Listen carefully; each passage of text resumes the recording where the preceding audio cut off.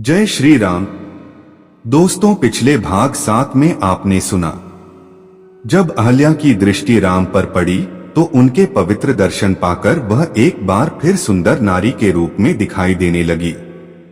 नारी रूप में अहल्या को सम्मुख पाकर राम और लक्ष्मण ने श्रद्धापूर्वक उनके चरण स्पर्श किए। तत्पश्चात उससे उचित आदर सत्कार ग्रहण कर वे मुनिराज के साथ पुनः मिथिलापुरी को लौट आए। अब आगे की कथा भाग 8 शुरू करते हैं। साथियों, राम से मिथिला के राजपुरोहित शतानंद जी विशेष रूप से प्रभावित हुए।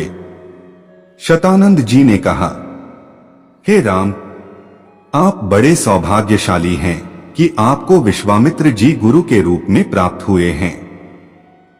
वे बड़े ही प्रतापी और तेजस्वी महापुरुष हैं। ब्राह्मणत्व की प्राप्ति के पूर्व ऋषि विश्वामित्र बड़े पराक्रमी और प्रजावत्सल नरेश थे। प्रजापति के पुत्र कुश, कुश के पुत्र कुशनाभ और कुशनाभ के पुत्र राजा गाधी थे। ये सभी शूरवीर, पराक्रमी और धर्मपरायण थे। विश्वामित्र जी उन्हीं गाधी के पुत्र हैं। एक बार राजा विश्वामित्र अपनी सेना के साथ वशिष्ठ ऋषि के आश्रम में गए। चूंकि उस समय वशिष्ठ जी ईश्वर भक्ति में लीन होकर यज्ञ कर रहे थे, विश्वामित्र जी उन्हें प्रणाम करके वहीं बैठ गए। यज्ञ क्रिया से निवृत्त होने पर वशिष्ठ जी ने विश्वामित्र जी का बहुत आदर सत्कार किया और उनसे कुछ दिन आश्रम में ही रहकर आतिथ्य ग्रहण करने का अनुरोध किया। इस पर यह सोचकर कि मेरे साथ विशाल सेना है और सेना सहित मेरा आतिथ्य करने में वशिष्ठ जी को कष्ट होगा, विश्वामित्र जी ने नम्रता पूर्वक विदा होने की अनुमति मांगी। किंतु वशिष्ठ जी के अत्यधिक अनुरोध करने पर थोड़े दिनों के लिए राजा विश्वामित्र को उनका आतिथ्य स्वीकार करने के लिए विवश होना पड़ा। राजा विश्वामित्र के आतिथ्य स्वीकार कर लेने पर वशिष्ठ जी ने कामधेनु गौ का आह्वान किया और उससे विश्वामित्र तथा उनकी सेना के लिए 6 प्रकार के व्यंजन तथा समस्त प्रकार की सुविधाओं की व्यवस्था करने की प्रार्थना की। उनकी इस प्रार्थना को स्वीकार करके कामधेनु गौ ने सारी व्यवस्था कर दी। वशिष्ठ जी के अतिथि सत्कार से राजा विश्वामित्र और उनके साथ आए सभी लोग बहुत प्रसन्न हुए। कामधेनु गौ का चमत्कार देखकर विश्वामित्र जी के मन में उस गौ को प्राप्त कर लेने की इच्छा जागृत हुई और उन्होंने वशिष्ठ जी से कहा कि ऋषि श्रेष्ठ, कामधेनु जैसी गौ तो किसी वनवासी के पास नहीं वरना राजा महाराजाओं के पास ही शोभा देती है। अतः आप इसे मुझे दे दीजिए। इसके बदले में मैं आपको सहस्त्रों स्वर्ण मुद्राएं दे सकता हूं। इस पर वशिष्ठ जी बोले कि हे राजन, यह गौ ही मेरा जीवन है और इसे मैं किसी भी कीमत पर किसी को नहीं दे सकता। वशिष्ठ जी के इस प्रकार कहने पर विश्वामित्र ने उस गौ को पकड़ लेने की आज्ञा दे दी और सैनिक गण उस गौ को डंडे से मार मार कर हाँकने लगे। कामधेनु गौ ने क्रोधित होकर अपना बंधन छुड़ा लिया और वशिष्ठ जी के पास आकर विलाप करने लगी।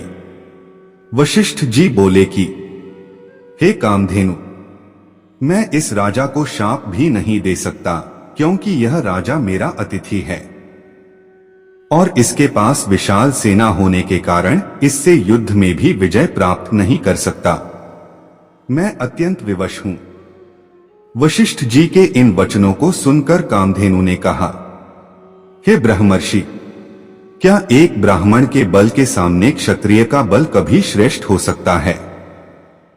आप मुझे आज्ञा दीजिए, मैं एक क्षण में इस क्षत्रिय राजा को उसकी विशाल सेना सहित नष्ट कर दूंगी। कोई अन्य उपाय न देखकर वशिष्ठ जी ने कामधेनु को अनुमति दे दी। आज्ञा पाते ही कामधेनु ने योग बल से पहनव सैनिकों की एक सेना उत्पन्न कर दिया और वह सेना विश्वामित्र की सेना के साथ युद्ध करने लगी। विश्वामित्र जी ने अपने पराक्रम से समस्त पहनव सेना का विनाश कर डाला। इस पर कामधेनु ने सहस्त्रों शक, ऊन, बर्बर, यवन और कंबोज सैनिक उत्पन्न कर दिया। जब विश्वामित्र ने उन सैनिकों का भी वध कर डाला तो कामधेनु ने मारक शस्त्रास्त्रों से युक्त अत्यंत पराक्रमी योद्धाओं को उत्पन्न किया, जिन्होंने शीघ्र ही राजा विश्वामित्र की सेना को गाजर मूली की भांति काटना आरंभ कर दिया। अपनी सेना का नाश होते देख विश्वामित्र के 100 पुत्र अत्यंत कुपित वशिष्ठ जी को मारने दौड़े। परिणाम यह हुआ कि वशिष्ठ जी ने उनमें से एक पुत्र को छोड़कर शेष सभी को भस्म कर दिया। सेना तथा पुत्रों के नष्ट हो जाने से विश्वामित्र बड़े दुखी हुए। अपने बचे हुए पुत्र का राजतिलक कर वे तपस्या करने के लिए हिमालय की कंदराओं में चले गए। वहां पर उन्होंने कठोर तपस्या की और महादेव जी को प्रसन्न कर लिया। महादेव जी को प्रसन्न पाकर विश्वामित्र ने उनसे समस्त दिव्य शक्तियों के साथ संपूर्ण धनुर्विद्या के ज्ञान का वरदान प्राप्त कर लिया। इस प्रकार संपूर्ण धनुर्विद्या का ज्ञान प्राप्त करके विश्वामित्र बदला लेने के लिए वशिष्ठ जी के आश्रम में पहुंचे। वशिष्ठ जी को ललकार कर उन पर अग्निबाण चला दिया। अग्निबाण से समस्त आश्रम में आग लग गई और आश्रमवासी भयभीत होकर इधर उधर भागने लगे। वशिष्ठ जी ने भी अपना धनुष संभाल लिया और बोले कि मैं तेरे सामने खड़ा हूं, तू मुझ पर वार कर। आज मैं तेरे अभिमान को चूर चूर करके बता दूंगा कि क्षात्र बल से ब्रह्मा बल श्रेष्ठ है। क्रुद्ध होकर विश्वामित्र ने एक के बाद एक आग्नेयास्त्र, वरुणास्त्र, रुद्रास्त्र, ऐन्द्रास्त्र तथा पाशुपतास्त्र एक साथ छोड़ा, जिन्हें वशिष्ठ जी ने अपने मारक अस्त्रों से मार्ग में ही नष्ट कर दिया। इस पर विश्वामित्र ने और भी अधिक क्रोधित होकर मानव, मोहन, गांधर्व, जूम्भन, दारण, वज्र, ब्रह्मपाश, कालपाश, वरुणपाश, पिनाक, दंड, पैशाच, क्रौंच, धर्मचक्र, कालचक्र, विष्णुचक्र, वायव्य, मंथन, कंकाल, मूसल, विद्याधर, कालास्त्र आदि सभी अस्त्रों का प्रयोग कर डाला। वशिष्ठ जी ने उन सबको नष्ट करके ब्रह्मास्त्र छोड़ने के लिए जब अपना धनुष उठाया तो सब देव, किन्नर आदि भयभीत हो गए, किंतु वशिष्ठ जी तो उस समय अत्यंत क्रुद्ध हो रहे थे। उन्होंने ब्रह्मास्त्र छोड़ ही दिया। ब्रह्मास्त्र के भयंकर ज्योति और गगनभेदी नाद से सारा संसार पीड़ा से तड़पने लगा। सब ऋषिमुनि उनसे प्रार्थना करने लगे कि आपने विश्वामित्र को परास्त कर दिया है, अब आप ब्रह्मास्त्र से उत्पन्न हुई ज्वाला को शांत करें। इस प्रार्थना से द्रवित होकर उन्होंने ब्रह्मास्त्र को वापस बुलाया और मंत्रों से उसे शांत किया। पराजित होकर विश्वामित्र मणिहीन सर्प की भांति पृथ्वी पर बैठ गए और सोचने लगे कि निसंदेह क्षात्र बल से ब्रह्मा बल ही श्रेष्ठ है। अब मैं तपस्या करके ब्राह्मण की पदवी और उसका तेज प्राप्त करूंगा। इस प्रकार विचार करके वे अपनी पत्नी सहित दक्षिण दिशा की ओर चल दिए।